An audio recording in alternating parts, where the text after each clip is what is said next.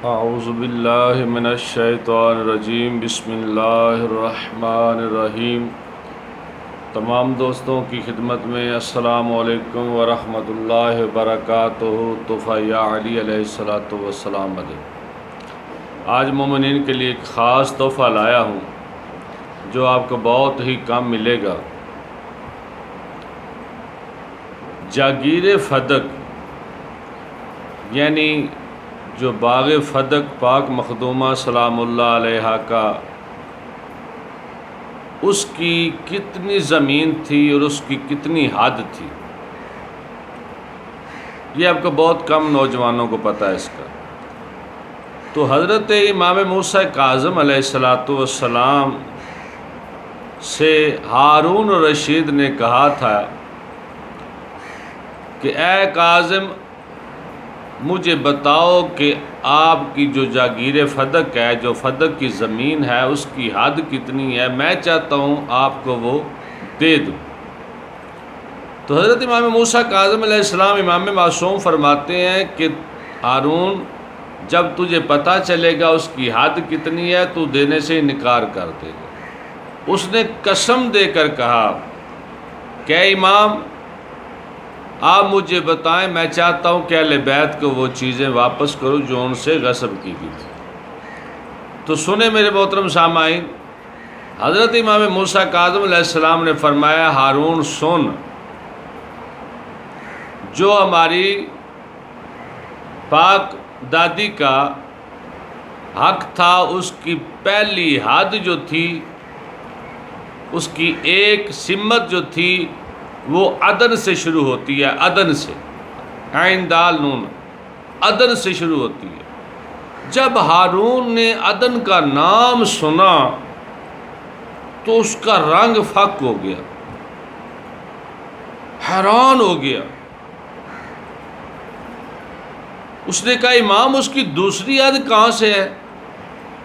تو امام علیہ السلام نے فرمایا، اس کی دوسری حد ہے سمرقند۔ پہلی حد شروع ہوتی ہے اس کی عدن سے۔ یہ نیٹ پر آپ دیکھ سکتے ہیں، گوگل پر جائیں تو آپ کو ساری یہ ڈیٹیل مل جائے گی کہ عدن کہاں سے شروع ہوتا ہے اور سمرقند کہاں پر سرا دوسرا ہے۔ پہلا اس کا سرا ہے باغ فدق کا عدن، اور دوسرا اس کا سرا ہے سمرقند۔ جب سمرقند کا سنا تو اس کے چہرے کے تیور بدلنے شروع ہو گئے، زرد ہو گیا اس کا چہرہ۔ تو اس نے کہا، امام، اس کا تیسرا کونا کہاں سے شروع ہوتا ہے؟ تو امام علیہ السلام نے فرمایا، مراکش سے اس کی تیسری حد شروع ہوتی ہے باغ فدق۔ اتنا غصہ آیا ہارون رشید کو کہ اس کا چہرہ سرخ ہو گیا، اتنا غصہ آیا۔ تو امام علیہ السلام سے کہنے لگا، کاظم، مجھے یہ بتاؤ اس کا چوتھا کونا کہاں ہے؟ الامان، میرے محترم سامعین، یہ بہت بڑا ایک تحفہ ہے آپ کے لیے۔ اس نے کہا، چوتھا جو کونا ہے باغ فدق کا، وہ کہاں تک ہے؟ تو امام علیہ السلام نے فرمایا، اس کی چوتھی حد ہے مینیا۔ اس کی باغ فدق کی چوتھی حد ہے ارمینیا۔ ارمینیا اس کی چوتھی حد بنتی ہے۔ جب میرے محترم سامعین ارمینیا کا نام سنا تو وہ کہنے لگا، بدبخت، کہ آپ کے کہے کے مطابق تو عباسی خاندان نے اور بنو امیہ خاندان نے لوگوں کی جاگیروں پر ناجائز قبضہ کیا تھا۔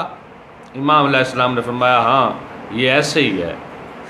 تو اس کی وجہ سے میرے محترم سامعین، اس میں راز کافی ہیں لیکن یہ مجلس کا ماحول نہیں ہے، اس کی وجہ سے وہ امام علیہ السلام کا دشمن ہو گیا ہارون رشید، اور امام علیہ السلام کو کچھ عرصے بعد قید کروا دیا، اور آپ کو پھر 14 سال قید کاٹنی پڑی اور زہر دے کر آپ کو شہید کر دیا گیا۔ یہ ہے اجر ملتا ہے سچی بات کہنے کا۔ جہاں سچی بات کہی جائے وہاں سوائے موت کے اور کچھ نہیں ملتا۔ آج کے بھی زمانے میں اور پچھلے زمانے میں ہر دور میں جس نے سچی بات کی ہے اس کو ہمیشہ لوگوں نے موت ہی دی ہے۔ تو میرے محترم سامعین، یہ تھوڑی سی حقیقت تھی، میں نے آپ کی خدمت میں پیش کی ہے، اور اس کو تمام مومنین، جتنے مومن شیعہ بھائی ہیں ہمارے ہیں علی ولی اللہ والے، ان سب تک اس پیغام کو پہنچاؤ۔ آپ کا حق بنتا ہے تاکہ حق لوگوں تک پہنچ سکے۔